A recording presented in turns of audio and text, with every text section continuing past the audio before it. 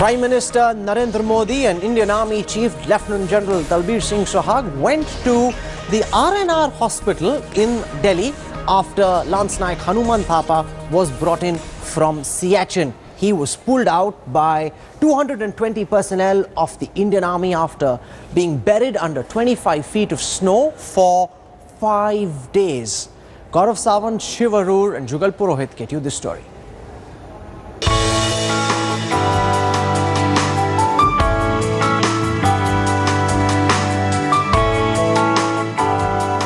It's a miracle for this family and the nation. Lance Naik Hanumanthappa's family erupts in celebrations, crying with happiness, distributing sweets 6 days after they had lost all hopes of his return. आज थोड़ा जिंदा है ऐसे message मिला family पूरा बहुत खुश हो गया sir. This is where the Army and the Air Force rescue team miraculously found Lance Naik Hanumanthappa Kopad alive, conscious but drowsy, while 9 of his comrades did not survive. Buried under tons of snow in minus 60 degrees Celsius, the rescue team used electric saws to cut the ice boulders and dog squad and thermal imagers to narrow down the location. Here's what they actually had to do first. They had to cut through of very hard snow, and for this they needed to employ snow cutters. After that, because the ice was actually so hard where this soldier was actually buried, they needed electric saws like this one to cut through at least 8 feet of absolutely unbelievably hardened ice, the kind of stuff that simply doesn't go away. They had to get in specially trained avalanche dogs to actually sniff through and narrow down the search area, because remember, the avalanche was spread across a fairly wide area, so they needed to narrow it down, and the only animals that could do that were these amazingly specially trained avalanche dogs in Siachen. Finally, they used thermal imagers and radars, which they actually airlifted to this area, where the rescue personnel employed these radars to get any kind of heat signature under that ice cap. Miracle survivor, now admitted to Army's RR hospital in Delhi, continues to be in a state of coma. His condition remains extremely critical while he is put on a ventilator under watch of top specialists. I think this is the best hospital. बाकी जो कुछ है थोड़ी ऊपर वाले की भी मर्जी रहती है. Prime Minister Modi, Defence Minister Parrikar and Army Chief Dalbir Suhag visited Lance Naik Hanumanthappa in the hospital. The PM called him an outstanding soldier who endured the avalanche with indomitable spirit.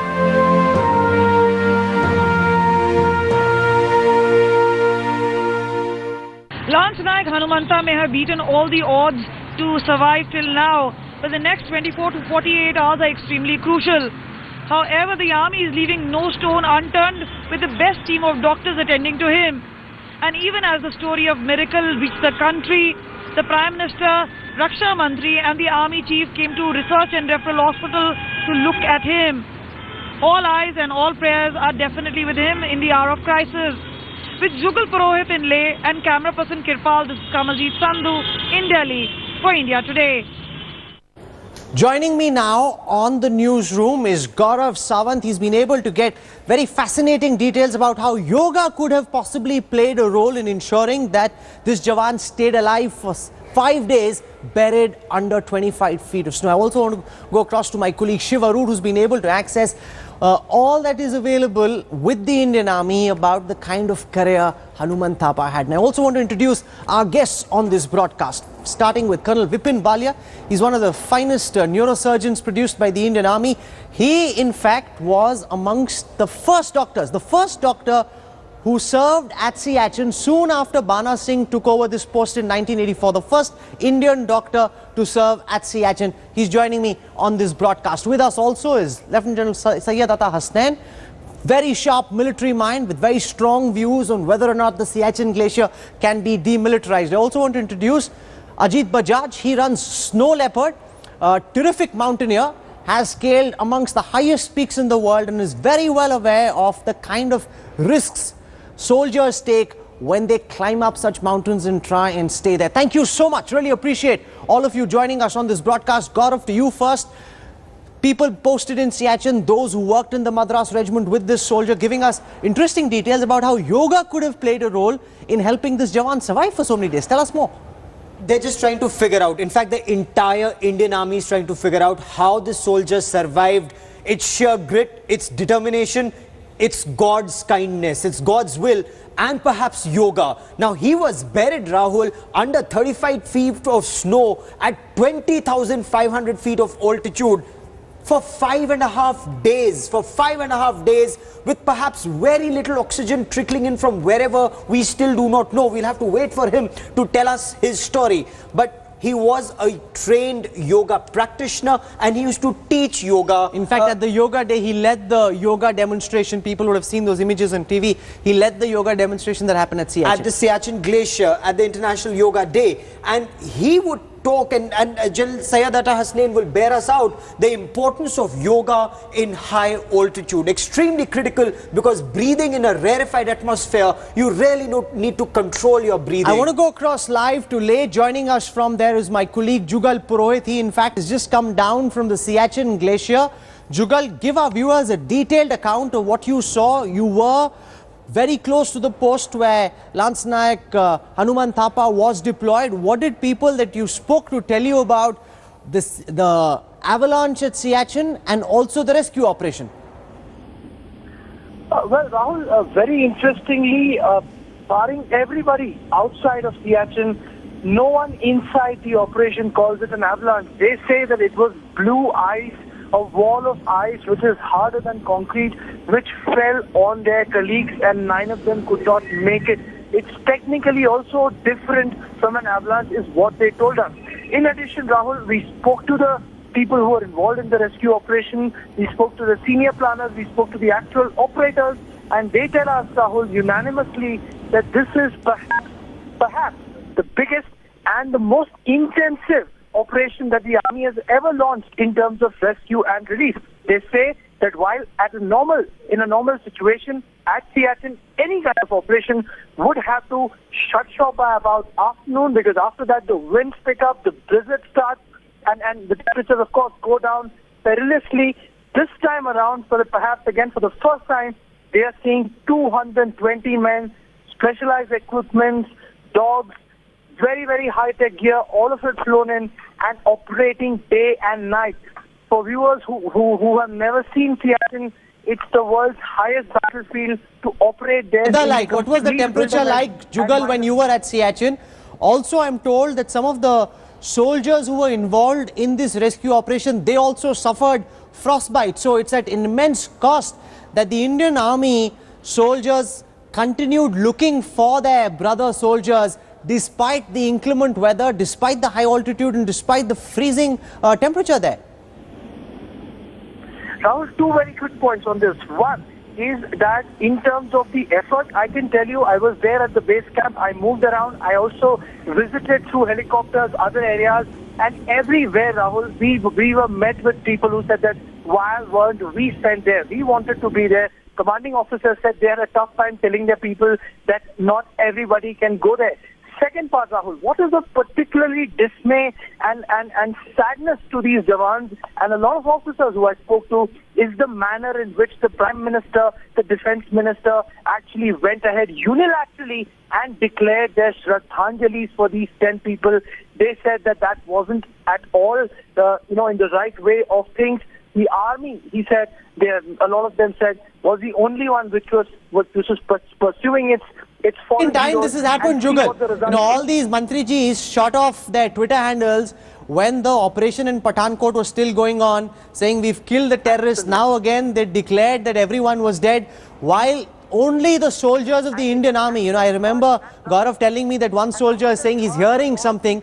They kept looking, despite the fact that the Mantrijis and everybody else in government had declared them dead. Go ahead, Jugal.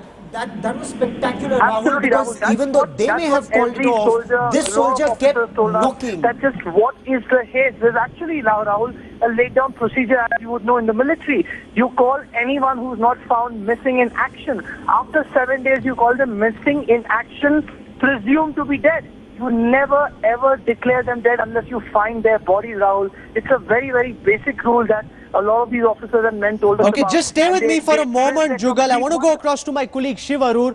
He's been able to put together personal details of Lance Naik Hanumanthappa, and I am deeply intrigued to know more about this superhuman soldier who's buried, Shiv, under 25 feet of snow and still survives for 144 hours.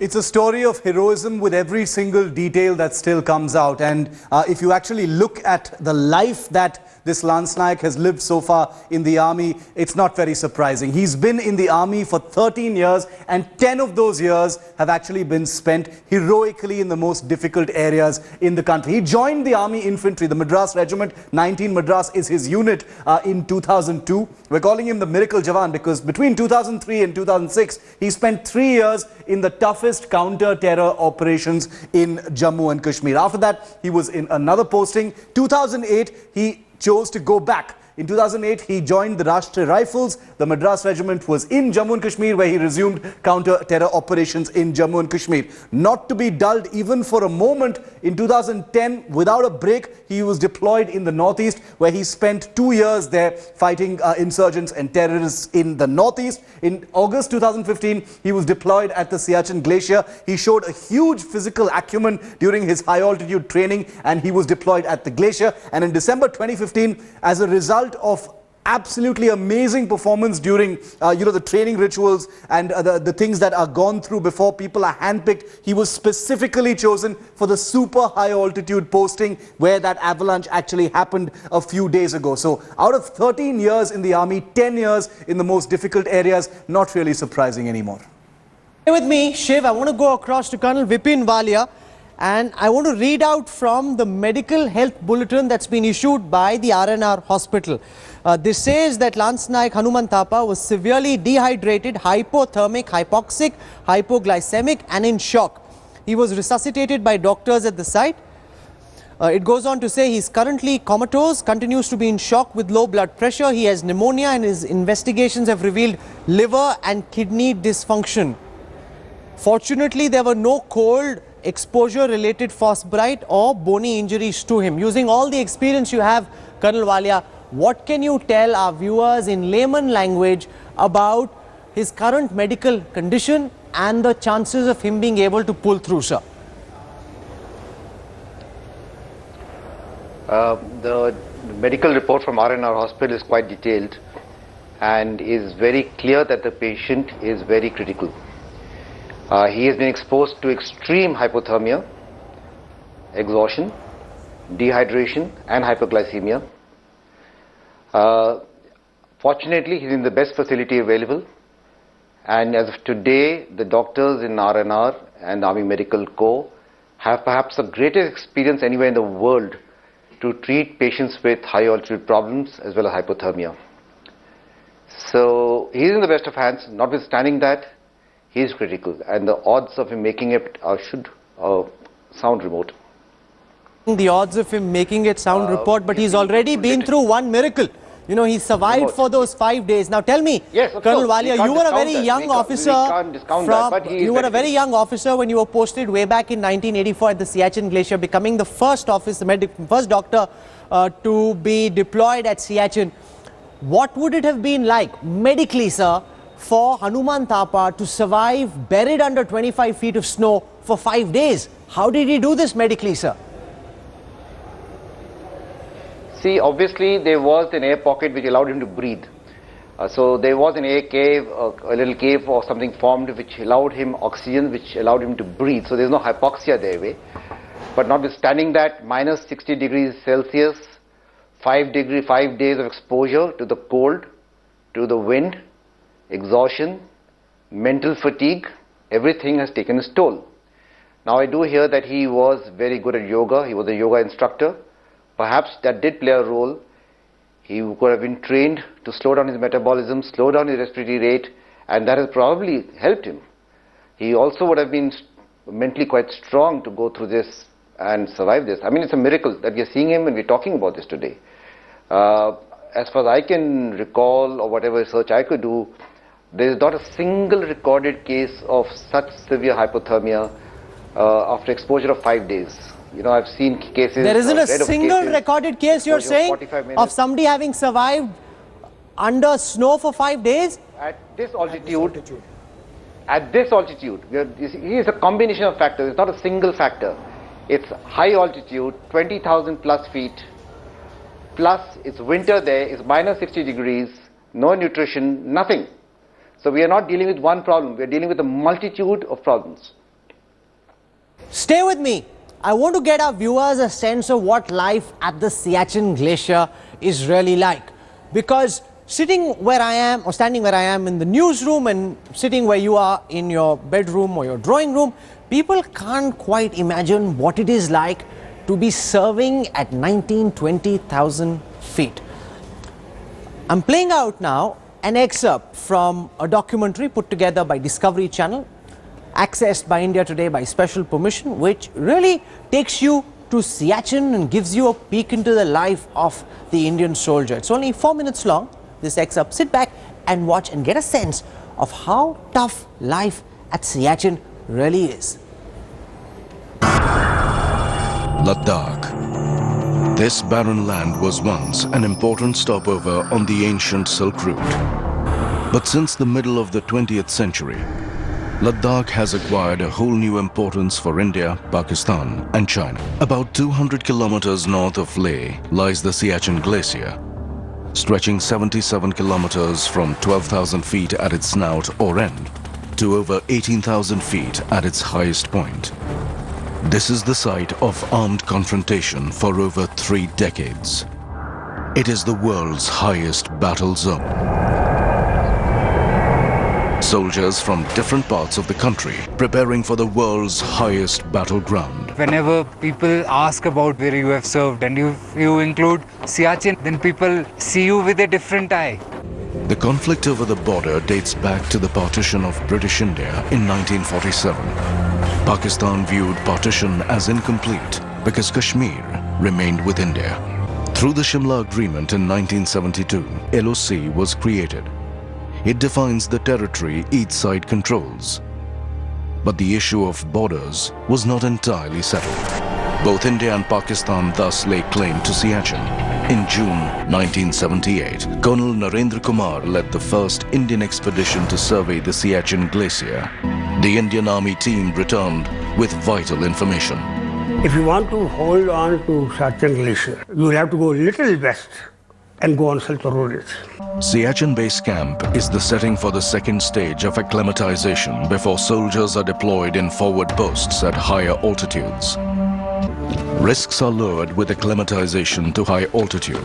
With the right training, a soldier will be able to carry his supplies and function on the barren glacier. Soldiers climb vertical walls of ice, learning to use crampons for the first time. Training is very, very focused and it's only about the glacier. There is safety in staying together. These men know some of them may not return. For many, it's a life-changing experience. Whenever I see every man going on top, he's healthy, fair, handsome, smart. And whenever he comes down, he's dark, tanned, his clothes are bad, he's lost his weight. Most of us think that it is your physical fitness which counts. Yes, it does count, it's a prerequisite. But your mental robustness is equally important. In this low oxygen environment, breathing is labored and the body tires faster.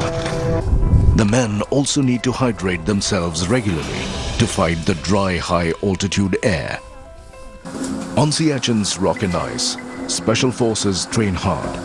A sniper team camouflage themselves in the snow, keeping an eye on a potential target.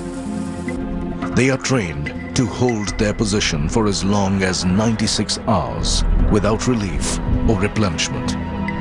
India's coldest frontier. Not everyone wins the battle against nature. But together, they make their stand to serve and to prevail on the highest battleground on earth.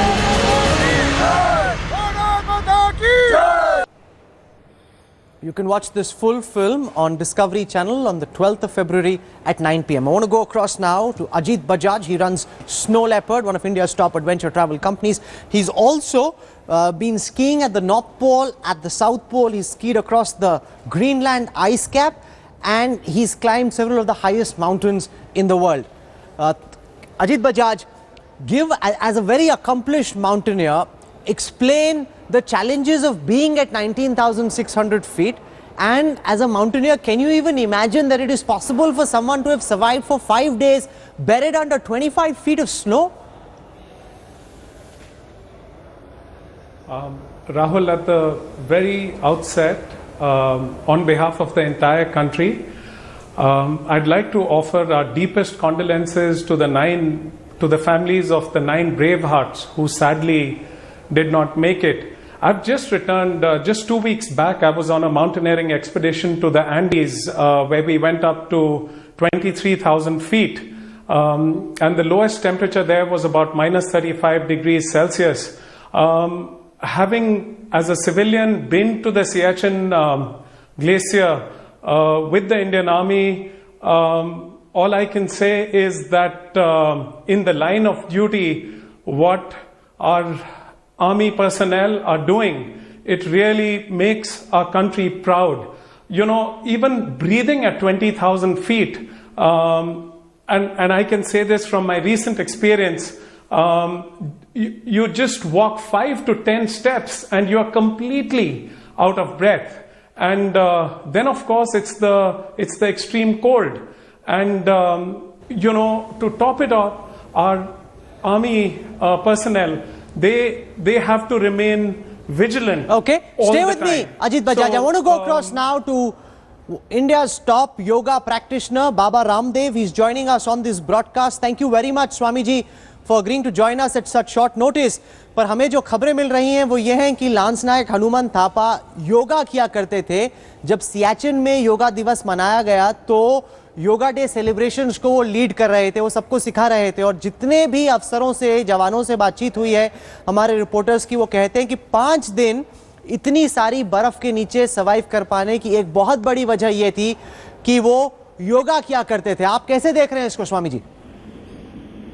Rahul भाई, पहली बात तो ये है कि उस विपरीत परिस्थिति में जैसे आप सभी चुप डिस्कस कर ही रहे हैं, अपने आप सरवाइव करना, ये जिसको अंग्रेजी में मिरेकल बोलते हैं, उससे कम नहीं है. और जहाँ तक योग का प्रश्न है, ये सच है कि व्यक्ति का जो सामर्थ्य है, चाहे वो शारीरिक रूप से है, चाहे वो मानसिक रूप से है, चाहे वो बौद्धिक आध्यात्मिक रूप से है, वो कई गुना बढ़ता है. और यही कारण है कि वो इतने दिन तक सरवाइव करता है. और सामान्य रूप से भी हम देखते हैं, मैं खुद लेह लद्दाख और जो चारदुंग कुंड से जो सबसे ऊंची पहाड़ी वहाँ पर खुद गया, तो बाकी लोगों का ऑक्सीजन लेवल वहाँ पर जाकर के 65 से 70 तक आ गया था. तो हमारा वहाँ 90 से अबव रहा.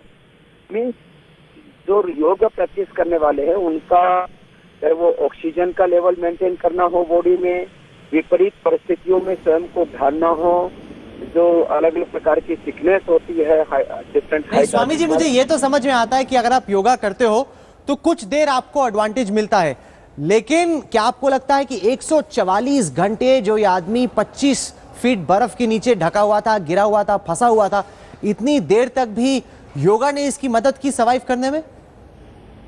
हाँ, मैंने इसीलिए कहा ना कि शरीर अपने आप को विपरीत परिस्थितियों में ढाल लेता है. और जैसे कि मैंने कहा कि सामान्य व्यक्ति की जो शक्ति होती है, वो चाहे वो सर्दी हो, चाहे गर्मी हो, चाहे वो भूख हो, चाहे प्यास हो, चाहे वो तमाम सांसारिक प्रतिकूलताएं हो, प्रतिकूल अवस्थाओं में योग करने से व्यक्ति को एक अलग प्रकार का सामर्थ्य प्राप्त होता है. उसी को योग में कहते हैं कि योग से व्यक्ति का शरीर तप जाता है.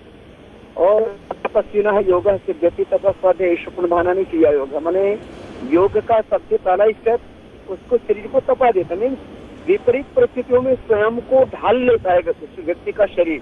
चाहे उसका चाहे किसी भी, ये एक बहुत बड़ी घटना है जिसका आप जिक्र कर रहे हो, सच में ये अपने आप में बड़ी चीज है, लेकिन मेरे साथी गौरव सावंत आपसे एक सवाल पूछना चाहते हैं स्वामी जी।